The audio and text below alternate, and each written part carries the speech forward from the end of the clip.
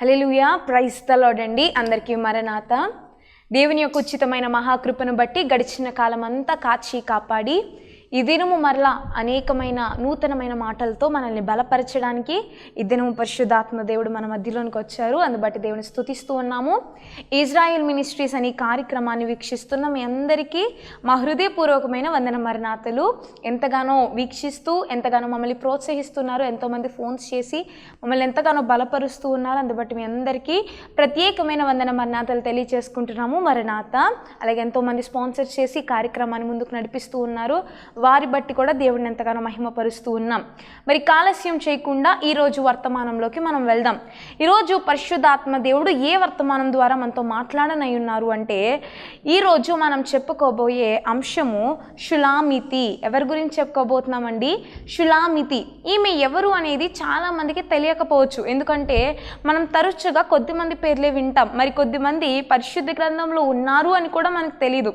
మరి ఈరోజు మనతో పరిశుద్ధాత్మ దేవుడు ఒక స్త్రీ ద్వారా మనతో మాట్లాడనై ఉన్నారు. ఈమె ఎవరు ఏంటి అని చూస్తే ఈమె పేరే షులామితి. దేవునికి స్తోత్రం, హల్లెలూయా. పరిశుద్ధ గ్రంథంలో ఎవరి పేరు ఎక్కడ ఒక్కసారి చిన్న మూలన రాయబడి ఉన్నా సరే వారి ద్వారా మనం ఏదో ఒకటి నేర్చుకోవాల్సిన విషయం ఉంటుంది, అది మంచైనా చెడైనా. మరి ఈ షులామితి ద్వారా దేవుడు మనకి ఏం నేర్పించబోతున్నారు అనే విషయాన్ని ఈరోజు మనము నేర్చుకుందాం. ఈ షులామితి ద్వారా ఏం నేర్పబోతున్నారు అంటే, ఈమె గురించి పరిశుద్ధ గ్రంథంలో పరమగీతముల గ్రంథము 6వ అధ్యాయము 13వ వచనంలో, పరమగీతముల గ్రంథము 6వ అధ్యాయము 13వ వచనంలో ఈమె గురించి ప్రస్తావన రావడం జరుగుతుంది. ఈమె ఎవరు అనేది చెప్పాలి అంటే, ఈమె సొలొమోను గారి యొక్క ప్రియురాలు అని చెప్తాం. ఈమె ఎవరండి? సొలొమోను గారి యొక్క ప్రియురాలుగా మనం ఈమెను గుర్తించడం జరుగుతుంది. అయితే ఈమె ఉన్న ఈ యొక్క అధ్యాయం అంతా కూడా ఒక పాట రూపంలో రాశారు. అంటే ఉదాహరణకు చెప్పాలంటే ఇది ఎలా రాయబడిందంటే, ప్రియుడికి ప్రియురాలికి మధ్య రాయబడిన ప్రేమ లేఖ అన్నమాట ఇది.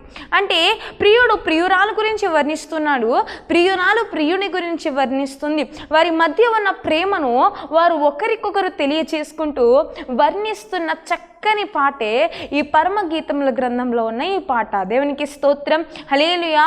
పరమగీతము అంటే పరలోకమునకు సంబంధించిన గీతము. అంటే ఈ యొక్క పాటని ఎవరికి అంకితం చేశారు అంటే, మన పరమ తండ్రికి, మన ప్రియునికి అంకితం చేసిన పాట. అయితే ఇక్కడ యూదా ప్రజలు, ఇజ్రాయేలు ప్రజలు ఉన్నారు. అయితే ఈ యూదా జనాంగం అందరూ కూడా షులామితికి పోల్చుకున్నారు. అంటే షులామితిని ఎవరితో పోల్చారు? యూదా జనాంగానికి పోల్చారు. మరి ఈ యొక్క సొలొమోను గారిని ఇజ్రాయేలు ప్రజలు దేవునితో పోల్చడం జరిగింది. యెహోవా దేవుడేమో సొలొమోను గారు అని, ఈ షులామితి ఏమో ఈ యొక్క యూదా ప్రజలు అని చక్కని పోలిక అక్కడ జరిగింది. అయితే ఈ పాటను వర్ణించుకుంటూ ఈ ప్రజలందరూ కూడా తన దేవునికి వారికి ఉన్న మధ్య ప్రేమను వారు ఎంతగానో పాడుతూ ఎంతగానో స్తుతిస్తూ ఉన్నారు. దేవునికి స్తోత్రం, హల్లెలూయా. ఎంత గొప్ప విశేషం అండి ఇది. తనని ప్రజలతో, తన ప్రియుణ్ణి ఆ యొక్క దేవునితో పోల్చుకుంటూ వారు రాసిన ప్రేమ లేఖను ఎంతగానో వర్ణించుకుంటూ ఉన్నారు. మరి ఈ షులామితి ఎవరు? సొలొమోను గారి గురించి మనందరికీ తెలుసు. సొలొమోను గారు ఏమి మామూలు వ్యక్తి కాదు, చాలా జ్ఞానము కలిగిన వ్యక్తి. దావీదు యొక్క కుమారుడు, ఎంతో దేవుని చేత ఎన్నుకోబడిన వాడు, దేవుని స్వరమును విన్నవాడు, దేవుని అడిగిన వెంటనే జ్ఞానమును అనుగ్రహించిన కుమారుడు. మరి సొలొమోను గారికి ఇంత ప్రత్యేకత, ఇంత ప్రతిష్టత ఉన్నది కదా, మరి ఈయనకి ప్రియురాలిగా వచ్చిన షులామితి ఇంకెంత ప్రత్యేకమై ఉంటుంది? ఈమె బ్యాక్గ్రౌండ్ వైజ్ చూస్తే ఈమె ఎటువంటి గొప్ప కులంలో పుట్టలేదు, పెద్ద పెద్ద మంచిగా పుట్టలేదు, కానీ లేదంటే డబ్బున్న ఫ్యామిలీలో ఏమీ పుట్టినట్లేదు, కానీ ఈమె సాధారణమైన కుటుంబంలో పుట్టింది. అంటే ఒక మారుమూల ప్రాంతంలో పుట్టి ఆ ప్రాంతంలోంచి ఈ సొలొమోను రాజు చేత ప్రేమించబడింది. దేవునికి స్తోత్రం, హల్లెలూయా. మనము కూడా మన రాజు చేత ప్రేమించబడాలి, మన ప్రియుని చేత మనము ప్రేమించబడాలి. సొలొమోను తన యొక్క ప్రియురాల్ని కులము కానీ, మతము కానీ, అందము కానీ, ప్రాంతము కానీ, బ్యాక్గ్రౌండ్ కానీ ఏమీ చూడలేదు. తనని తనుగా చూసి ఈ యొక్క సొలొమోను ఎలా అయితే ప్రేమించాడో, మన ప్రియుడు కూడా మనల్ని మనకి ఏది ఉంది ఏం లేదు అనేది చూడు, మన మన పై రూపాన్ని అస్సలు చూడరు, కానీ మన ప్రియుడు మనల్ని ఏం చూస్తారు అంటే మన ఆత్మీయ అందము, మన హృదయానుసారంగా మనం నడిచే నడవడిక మన ప్రియుడు కూడా చూస్తారు. దేవునికి స్తోత్రం. హల్లెలూయా. ఈమె మారు ప్రాంతంలో అంటే షలేము అనే ప్రాంతంలో ఈమె పుట్టడం జరిగింది. అయితే అక్కడే ఉండడం జరిగింది. ఇది ఒక మారుమూల ప్రాంతం, విలువలేని ప్రాంతం. ఎక్కడో ఆ రాజ్యంలోనే సొలొమోన్ గారు గొప్ప రాజుగా ఉంటే ఈమె ఎక్కడో మారుమూల ప్రాంతంలో మారుమూల స్థితిలో ఉంది. కానీ అయినప్పటికీ రాజు చేత ఎన్నుకోబడిన స్త్రీగా మనం చూడవచ్చు. దేవునికి స్తోత్రం. హల్లెలూయా. ఈ యొక్క పాటని ఈ జనరేషన్లో మరి ఇప్పుడున్న వారందరిలో కూడా వీరి మధ్యలో ఉన్న ఈ ప్రేమను ఎలా పోల్చుతున్నారు అంటే షులామితిని సంఘముతో పోలుస్తూ ఉన్నారు. సొలొమోను గారిని మన ప్రియునితో, దేవునితో పోల్చడం జరుగుతూ ఉంది. దేవునికి స్తోత్రం. హల్లెలూయా. మనము చూస్తే సొలొమోను గారు షులామితి ఒక్కరి గురించి ఒకరు ప్రేమను ఈ గీతంలో రచించడం జరిగింది. అయితే పరమగీతముల గ్రంథం 1వ అధ్యాయము 2వ వచనంలో చూస్తే షులామితి తన ప్రియుణ్ణి వర్ణిస్తుంది. ఏమని వర్ణిస్తుందంటే నీ ప్రేమ ద్రాక్షారసము కన్నా మధురము. ఎవరి ప్రేమ అంట? తన ప్రియురాలు ప్రియుని గురించి వర్ణిస్తుంది. నీ ప్రేమ ద్రాక్షారసము కన్నా మధురము. దేవునికి స్తోత్రం. హల్లెలూయా. తన ప్రియుని ప్రేమను వర్ణిస్తుంది. ఈరోజు ద్రాక్షారసం మనం ఏ విషయాల్లో వాడతామండి? శుభకార్యాల్లో వాడతాం. పెళ్ళి అంటే ద్రాక్షారసం వాడతాం, ఫంక్షన్స్ అంటే ద్రాక్షారసం వాడతాం, మీటింగ్స్ ఏదైనా మంచిగా విశేషం వస్తే మనము ద్రాక్షారసమును వాడతాము. అది మధురముగా ఉంటుంది, అది చేదు అనుభవంలో లేదు, అది రుచికరమైన అనుభవంలో ఉంటుంది, అది శుభకార్యాలకి మంచి వాటికి వాడే అనుభవంలో ఉంటుంది. అలాగే తన ప్రియునిని కూడా పోలుస్తుంది. ఏమనంటే నా ప్రియుని ప్రేమ ద్రాక్షారసము కన్నా మధురమైనది. దేవునికి స్తోత్రం. హల్లెలూయా. చక్కని రీతిగా తన ప్రియుని గురించి వర్ణిస్తూ ఉంది. 1వ అధ్యాయంలో షులామితి చెప్తుంది ఏమనంటే, షులామితి నేను నల్లని దానని చిన్న చూపు చూడొద్దు. అంటే తనకు అందమేమీ లేదు. షులామితి చెప్తూ ఉంది నేను నల్లని దానని నన్ను చిన్న చూపు చూడొద్దు. ఎందుకంటే నువ్వు నల్లగా ఉన్నావా, తెల్లగా ఉన్నావా, లేదంటే నీ బ్యాక్గ్రౌండ్ ఏంటి, నీదేంటి అని దేవుడు చూడడు. కానీ దేవుడు ఒకవేళ నువ్వు మనస్ఫూర్తిగా ఆయన్ని ప్రేమించగలిగితే, ఆయన్ని ప్రియుడిగా నువ్వు అంగీకరించగలిగితే, దేవుడు వెంటనే నిన్ను రిసీవ్ చేసుకోవడానికి, నిన్ను ఆయన ప్రియురాలిగా యాక్సెప్ట్ చేయడానికి మన దేవుడు ఎల్లప్పుడూ సిద్ధముగానే ఉంటారు. దేవునికి స్తోత్రం. హల్లెలూయా. మరి షులామితిలో ఉన్న లక్షణములు ఏంటి? ఎందుకు ఎక్కడో మారుమూల ప్రాంతంలో ఉన్న షులామితిని, ఎన్నికబడి లేని షులామితిని, మామూలు కుటుంబంలో పుట్టిన యొక్క షులామితిని ఎందుకు రాజు ప్రేమించాడు? ఎక్కడో ఉన్నామే ఎందుకు రాజు చేత ప్రేమించబడింది? రాజ్యంలో ఆ మొక్కతే ఉందంటారండి. ఎంతోమంది వేల మంది ఉండుంటారు కదా, స్త్రీలు ఎంతో అందమైన వాళ్ళు ఉండుంటారు కదా, రాజకుమార్తెలు ఉండుంటారు కదా, మంచి మంచి గొప్ప గొప్ప వాళ్ళు ఉండుంటారు కదా, లేదంటే పెద్ద పెద్ద వాళ్ళందరూ ఉండుంటారు కదా. కానీ ఎందుకు ఈ షులామితి ప్రేమించబడింది? ఎందుకంటే షులామితిలో తన ప్రియుడికి నచ్చే లక్షణాలు ఉన్నాయి కనుక. దేవునికి స్తోత్రం. హల్లెలూయా. ఈరోజు నీకు నేను ఎక్కడ ఎంతమంది ప్రపంచంలో ఎంతమంది ఉన్నా నీవు నేను దేవునికి నచ్చాలి అంటే, మన ప్రియుని చేత మనం ప్రేమించబడాలి అంటే ఆయనలో ఉన్న లక్షణాలు మనం కలిగి ఉండాలి. అంతే కదా? ఆయనలో ఉన్న లక్షణాలు మనం కలిగి ఉంటే, ఆయనకి ఇష్టమైన రీతిగా మనం నడవగలిగితే దేవుడు ఏం చేస్తాడు? మనల్ని కూడా ఆయన ప్రియురాలిగా మనల్ని కూడా ఎంచుకుంటాడు. దేవునికి స్తోత్రం. హల్లెలూయా. మరి మొట్టమొదటి విషయం ఏంటి ఈమెలో అని చూస్తే, షులామితి సొలొమోనుకు ప్రియురాలిగా ఉంది. మొట్టమొదటి విషయం ఏంటండి? షులామితి సొలొమోనుకు ప్రియురాలిగా ఉంది. ఎంత గొప్ప విషయం అండి ఈ విషయము.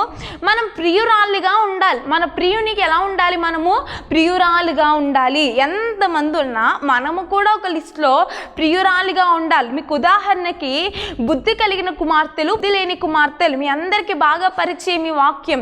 అయితే వాళ్ళు వచ్చారు, వాళ్ళు దివిటీలు పట్టుకున్నారు, వాళ్ళు సిద్ధపాటు కలిగి ఉన్నారు, అంతా బాగానే ఉంది, అన్నీ వాళ్ళు చేశారు. కానీ ఒకానొక సమయం వచ్చేసరికి ఎవరు ఎత్తబడ్డారు? కేవలం 5 స్త్రీలు మాత్రమే ఎత్తబడ్డారు. దేవునికి స్తోత్రం. హల్లెలూయా. అంటే అక్కడ 10 మంది ఉన్నారు, 10 మంది వచ్చారు, 10 మంది కూర్చున్నారు, దేవుని కోసం ఎదురు చూశారు, 10 మంది పడుకున్నారు, 10 మంది మరలా నిద్ర లెగిశారు. కానీ 5 మాత్రమే ఎత్తబడ్డారు. ఈరోజు ఈ ప్రపంచంలో ఉన్న అందరూ కూడా, ప్రతి సంఘము కూడా ప్రియురాళ్ళగానే ఉంటున్నారు. కానీ అసలైన ప్రియురాళ్ళగా, ఆయన ఎంచుకునే ప్రియురాళ్ళుగా ఈరోజు నీవు నేను తప్పనిసరిగా ఉండాలి. దేవునికి స్తోత్రం. హల్లెలూయా. అందరూ ఉన్నంత మాత్రాన, అందరూ ఆయన కుమార్తెలు, అందరూ ఆయన ప్రియురాళ్ళు అన్నంత మాత్రాన ప్రతి ఒక్కరిని నేను చూస్ చేసుకుని, ప్రతి ఒక్కరిని తీసేసుకుని, ప్రతి ఒక్కరిని ఆశీర్వదించేసి, ప్రతి ఒక్కరిని ఆయన ప్రియురాళ్ళుగా పక్కనే కూర్చోపెట్టుకుంటారంటే అది జరగని విషయం. కానీ నీవు నేను ఆయనకి ఇష్టమైన లక్షణములు కలిగి ఉంటే తప్పనిసరిగా ఆయన ప్రియురాళ్ళగా మనల్ని దేవుడు సెలెక్ట్ చేసుకుంటాడు. దేవునికి స్తోత్రం. హల్లెలూయా. గుర్తుపెట్టుకోండి, నువ్వు ఎన్నిక లేని దానివేమో, నువ్వు విలువ లేని దానివేమో, కానీ దేవుడు చెప్తాడు నువ్వు ప్రతిష్ఠించబడిన దానివు, నువ్వు విలువైన దానివని దేవుడు చెప్తూ ఉన్నాడు. దేవునికి స్తోత్రం. హల్లెలూయా. ఒక విషయంలో దేవుని యొక్క మాట ఉంటుంది, you are precious and honoured in the God sight. అంటే నువ్వు విలువైన దానివి, నువ్వు ఘనత పొందిన వారివి. ఎవరి దృష్టిలోనంట? ఈ లోక మనుషుల దృష్టిలో కాదండి, నీ కుటుంబం దృష్టిలో కాదు, నీ ఇరుగు పొరుగు వారి దృష్టిలో కాదు, నీ పిల్లలు నీ భర్తల దృష్టిలో కాదు, నీ తల్లిదండ్రుల దృష్టిలో కాదు. మరి ఎవరి దృష్టిలో నువ్వు ఘనమైన వాడివి, ఎవరి దృష్టిలో నువ్వు ప్రియమైన దానివి అంటే దేవుని దృష్టిలో. దేవునికి స్తోత్రం. హల్లెలూయా. నువ్వు ఆల్రెడీ చోజన్ పర్సన్. చోజన్ అంటే సెలెక్టెడ్ అయిపోవడం, అంటే నువ్వు ఆల్రెడీ ఎన్నుకోబడిన దానివి. కనుక ఎన్నుకోబడిన నీవు ఆయన ప్రియురాళ్ళగా మార్చబడాలి, ఆయన ప్రియురాలిగా నువ్వు చేర్చబడాలి. నీవు ఆయన ప్రియురాలుగా ఉంటే ఆయన ఇచ్చే ఆశీర్వాదములు సమృద్ధిగా చూడగలుగుతావు. దేవునికి స్తోత్రం. హల్లెలూయా. మరి మనం చూస్తే మనం ఎలా దేవునికి ఇష్టలు అవుతాం? అంతే కదా. ఇప్పుడు మనం దేవునికి ఇష్టం అవ్వాలి. ఎలా అవుతాము అంటే ఎఫెసీయులకు రాసిన పత్రిక 5వ అధ్యాయము 1వ వచనం చూస్తే, కావున మీరు ప్రియులైన పిల్లల వలె దేవుని పోలి నడుచుకోవాలి. ఎలా నడుచుకోవాలంట? దేవుని పోలి మనం నడుచుకుంటే దేవునికి ఇష్టమైన పిల్లలుగా మనం అవుతాం, దేవునికి ఇష్టమైన ప్రియురాళ్ళగా మనం అవుతాం. ఇక్కడ మనం చూస్తే దేవుని పోలి నడుచుకోవాలి అంటే దేవుని పోలి దేవుని వాక్యమును బట్టి నడుచుకోవాలి, దేవుని సువార్తను బట్టి నడుచుకోవాలి, దేవుని ప్రేమను కలిగి నడుచుకోవాలి, దేవునిలో ఉన్న తగ్గింపును బట్టి నడుచుకోవాలి, దేవునిలో ఉన్న యథార్థతను బట్టి నడుచుకోవాలి. ఇలా దేవునిలో ఉన్న ప్రతి దానిని బట్టి ఆయన నడిచిన నడవడికలో నడవగలిగితే దేవుడు చెప్తూ ఉన్నాడు, నీవు నేను ఆయనకి ఇష్టమైన జనాంగముగా మార్చబడతాము. దేవునికి స్తోత్రం. హల్లెలూయా.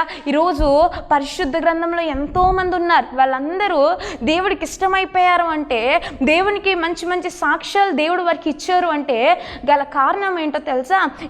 ఇలాగా దేవా స్తోత్రం అంటే ఇచ్చేయలేదండి వాళ్ళకి, లేదా మనకులాగా సంవత్సరం 2 సంవత్సరాలు వచ్చేసి గట్టిగా ప్రార్థన చేసేస్తే దేవుడికి ఇచ్చేయలేదు, ఎక్కువ పరిచర్య చేసేస్తే ఇవ్వలేదు. కానీ ప్రతి విషయం అందు కూడా వారు దేవునితో నడిచారు కనుక, దేవునిలో ఉన్న లక్షణములు బట్టి నడిచారు కనుక దేవునికి వారు ఇష్టమైపోయారు. ఈరోజు నీవు నేను దేవునికి ఇష్టం అవ్వాలి అంటే, నీవు నేను కూడా దేవుని దృష్టిలో ఘనమైన వారిగా ఉండాలి అంటే దేవుడు చెప్తూ ఉన్నాడు, నువ్వు ఆల్రెడీ చోజన్ పర్సన్వి, నువ్వు ఆల్రెడీ ఎన్నుకోబడిన దానివి, నువ్వు ఆల్రెడీ విలువ కలిగిన వాళ్ళవి, నువ్వు ఆల్రెడీ ఘనమైన పాత్రవి. కనుక నువ్వు ఆయన ప్రియురాలిగా మార్చబడతావు. ఎప్పుడంటే ఆయనలాగా నువ్వు నడిచినప్పుడు, ఆయన మార్గములో నువ్వు నడిచినప్పుడు. దేవునికి స్తోత్రం. హల్లెలూయా.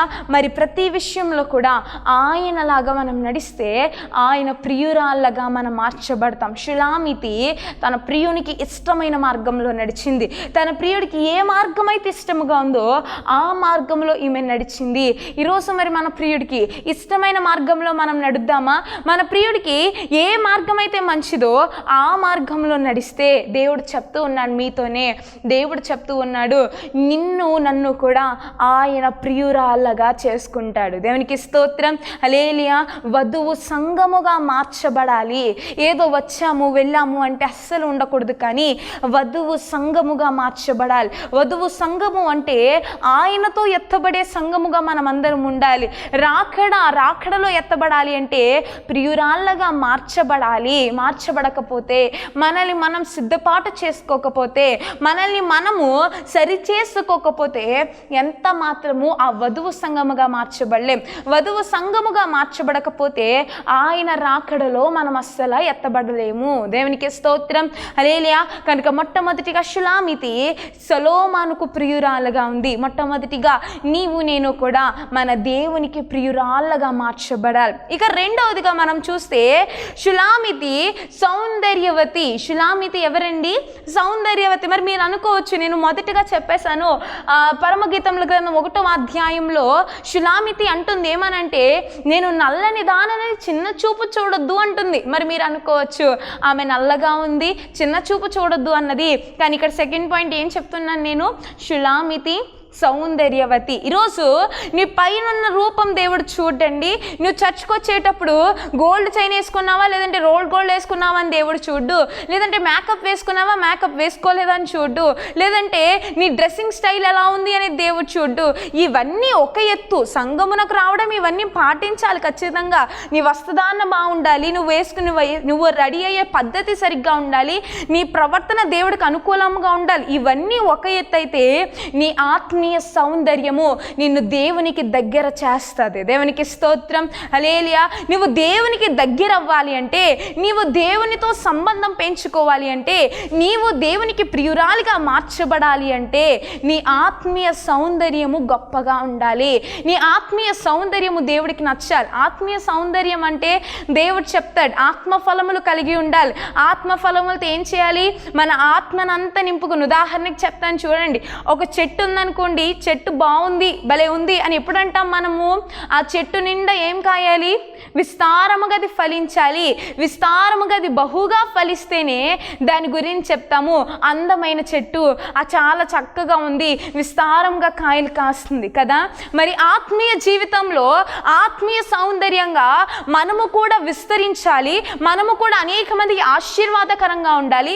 ఫలిభరితంగా ఉంటేనే దేవుడు చెప్తాడు మిమ్మల్ని నన్ను కూడా ఆత్మీయ సౌందర్యవంతులమని. దేవునికి స్తోత్రం, హల్లెలూయా. పరమగీతముల గ్రంథం 1వ అధ్యాయం 8వ వచనంలో ఉంటుంది, నారీమణి అంటే అందమైన దానా. దేవునికి స్తోత్రం, హల్లెలూయా. తన ప్రియుడు తన ప్రియురాల గురించి చెప్తున్న మాట ఏంటో తెలుసా? అందమైన దానా. ఈమె నల్లని దాన్ని అని అన్నది, కానీ ప్రియుడు తన నల్లతనాన్ని చూడలేదు, తన పై రూపాన్ని చూడలేదు, కానీ ఆమె ఆత్మీయ సౌందర్యాన్ని చూశాడు. ఈరోజు నీ పై రూపాన్ని చూసే దేవుడు కాదండి, నీ ఆత్మీయ సౌందర్యము, ఆత్మీయ అందమును చూసే దేవుడు మన దేవుడు. దేవునికి స్తోత్రం, హల్లెలూయా. షులామితిను తన ఇంటి వారు చిన్న చూపు చూశారు. షులామితిని తన ఇంటి వారందరూ చిన్న చూపు చూశారు. తన్ని ద్రాక్ష తోటలో కావలిగా ఉంచేశారు. విలువ లేని దానిగా, గౌరవం లేని దానిగా, ఒక చక్కని స్త్రీగా ఎవ్వరూ గుర్తించలేదు. తన కుటుంబం అంతా ఆమెను ఒక మూలను పెట్టేశారు. కానీ ఈ ప్రియుడు ఎవరిని ప్రేమించారు? రాజయ్యుండి, ఒక సొలొమోను గారు గొప్ప రాజయ్యుండి, ఎక్కడెక్కడో ఉన్న వాళ్ళందరూ ఈ రాజుని చూడడానికి వచ్చేవారు. ఇంత గొప్ప హోదాలో ఉన్న రాజు, ఇంత అధికారము కలిగిన రాజు, ఇంత సంపద కలిగిన రాజు, అంత జ్ఞానము కలిగిన రాజు, ఎంత విలువ కలిగిన రాజు విలువలేని స్త్రీని ప్రేమించాడు. విలువలేని స్త్రీని అందమైన దానా అని పోలుస్తూ ఉన్నాడు. విలువైన స్త్రీని తన ప్రియురాలిగా ఎంచుకున్నాడు. ఈరోజు నీకు విలువ లేదని బాధపడుతున్నావేమో, నువ్వు కృంగిన దానివని ఫీల్ అవుతున్నావేమో, నిన్ను అందరూ దూషిస్తున్నారేమో, నీ ఇంటి వాళ్ళే, నీ కుటుంబస్తులే నిన్ను తృణీకరించారేమో, నిన్ను బయటకు గెంటేశారేమో, నువ్వు వేస్ట్ అని నిన్నంటూ ఉన్నారేమో, అయినా పర్వాలేదు.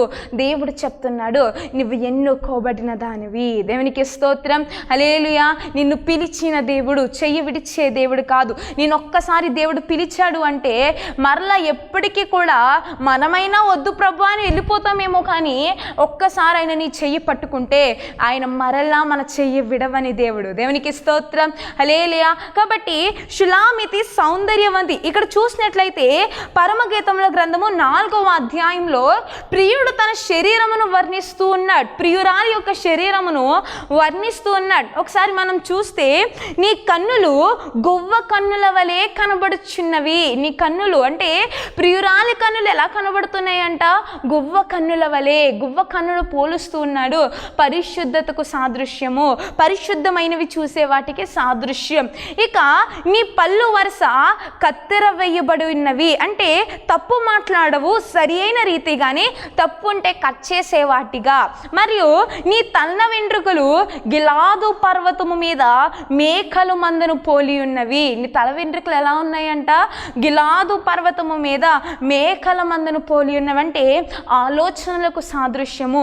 ఆమె జ్ఞానం ఎలా ఉందంట?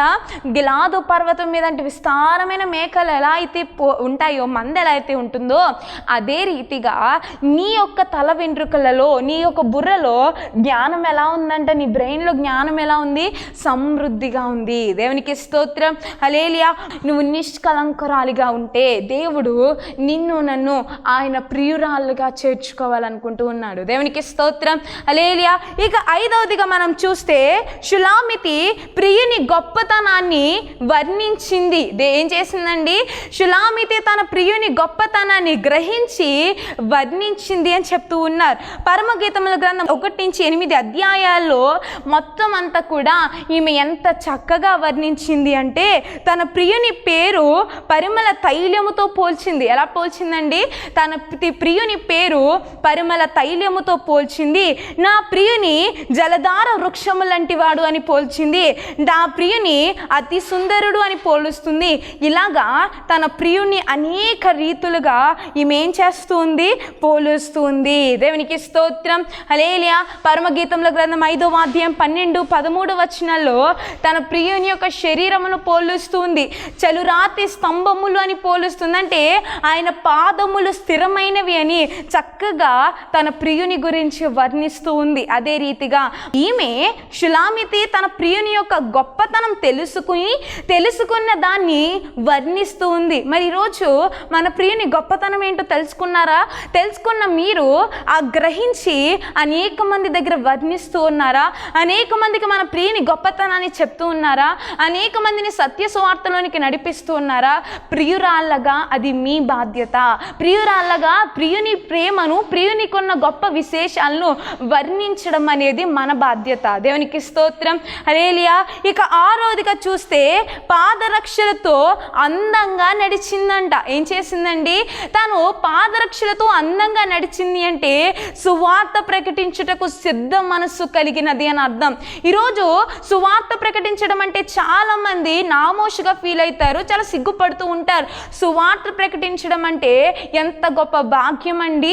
దేవుడు చెప్తూ ఉన్నాడు. మీరు అనుకోవచ్చు సువార్త ప్రకటించాలంటే బీటెక్లు, ఎంఏలు, బిఏలు చేయాలేమో అనుకోవచ్చు. కానీ దేవుడు చెప్తున్నాడు పెద్ద పెద్ద డిగ్రీలు, పిహెచ్డీలు, పీజీలు ఏం అక్కర్లేదు. కానీ మీరు సువార్త ప్రకటించడానికి దేవుడు మీ జీవితంలో చేసిన కార్యాలు చాలు. తల్లి గర్భంలో పిండముగా రూపింపబడిన క్షణము నుంచి ఈ క్షణము దాకా మీరు సజీవంగా ఉన్నారు అంటే అది మీ జీవితంలో దేవుడు ఎంత గొప్ప కార్యాలు చేశారో ఒకసారి ఆలోచించండి. బలహీనమైన సమయంలో మిమ్మల్ని లేవనెత్తుతున్నాడు. అప్పులు, కష్టాలు, నష్టాలు వచ్చిన సమయంలో మీకు తోడై ఉంటున్నాడు. చీకటి శక్తులు, అంధకార శక్తులు, చేతబడి శక్తులు మీ చుట్టూనే ఉంటున్నప్పుడు మీకు దేవుడు తోడై ఉండి వాటి నుంచి విడుదల ఇస్తూ ఉన్నాడు. మీ కుటుంబంలో సమస్యలు, ఆర్థిక సమస్యలు, ఇరుగు పొరుగు నుంచి సమస్యలు, ఇంకో రక్త సంబంధం నుంచే సమస్యలు, సంఘములో సమస్యలు, ఎక్కడ చూసిన సమస్యలు, ప్రతి సమస్యల నుండి కూడా నేనున్నాను అని మిమ్మల్ని బయటికి తీసుకొస్తూ ఉన్నాడు. మరి ఈ సాక్ష్యం చాలు అనేక మందికి సువార్త ప్రకటించడానికి. ఇప్పుడే మొదలు పెట్టండి మీ సువార్తను. అనేక మందికి పాదరక్షణలతో సిద్ధ మనస్సు కలిగి ఉండి మీ జీవితంలో దేవుడు చేసిన ప్రతి కార్యమును అనేక మందికి వివరించండి. దేవునికి స్తోత్రం. హల్లెలూయా.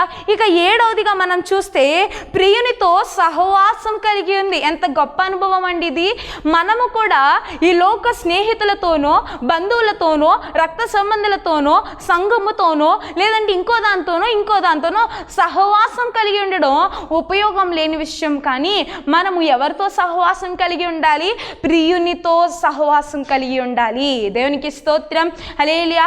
ఉదాహరణకి నేను ఎవరితోనైతే సహవాసం చేస్తానో, ఎవరితోనైతే ఫ్రెండ్షిప్ చేస్తానో, నాకున్న బాధ, నాకున్న కష్టము, నాకున్న ఇబ్బంది, నాకున్నవన్నీ కూడా నా స్నేహితులతోనే నేను చెప్పుకుంటాను. మరి అదే రీతిగా ఈరోజు నీవు చేసే సహవాసము నీ ప్రియునితోనైతే దేవునితో సహవాసం చేయగలిగితే దేవుడు ఏం చేస్తాడు? ఖచ్చితంగా మనకున్న ప్రతి బాధ మనం ఆయన చెప్పుకుంటాము.